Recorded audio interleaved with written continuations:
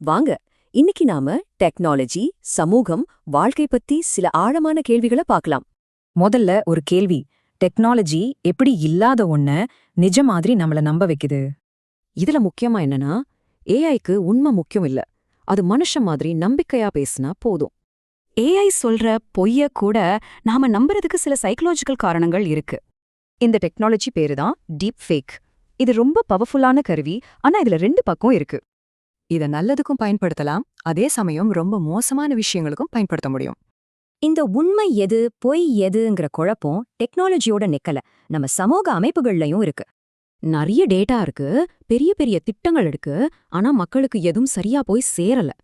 ஏன்?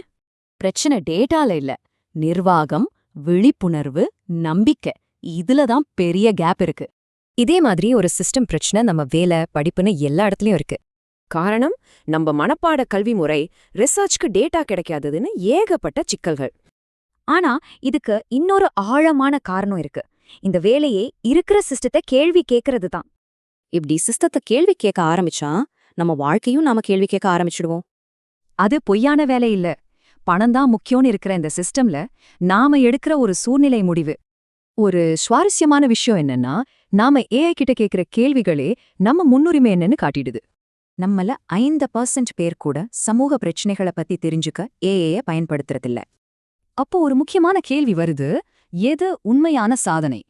கேள்வி கேட்கறதுக்கும் சிஸ்டத்தை மாத்துறதுக்கும் எவ்வளவு சக்தி இருக்குன்னு ஒருத்தரோட வாழ்க்கை நமக்கு சொல்லுது. பெனோ செஃபைனோட வெற்றி அவங்களுக்கு மட்டும் இல்ல, அவங்களோட பயணம் ஒரு முழு சிஸ்டத்தையும் மாத்த வச்சது. நம்ம இப்போதைய வாழ்க்கை ரொம்பவே சிக்கலா இருக்கு. ஒப்பிடுறது, டிஜிட்டல் தொந்தரவு, பணக்கவலைன்னு எல்லாம் இருக்கு. ஒருவேளை வெளியே இருக்கிற உலகத்தை மாத்துறதை விட நமக்குள்ள இருக்கிற உலகத்தை சிம்பிளா மாத்திக்கிறது தான் தீர்வு. சரி, எல்லாத்தையும் பார்த்தாச்சு. கடைசியா நாம நமக்குள்ள என்ன கேட்டுக்கிறோம், அதுதான் ரொம்ப முக்கியம்.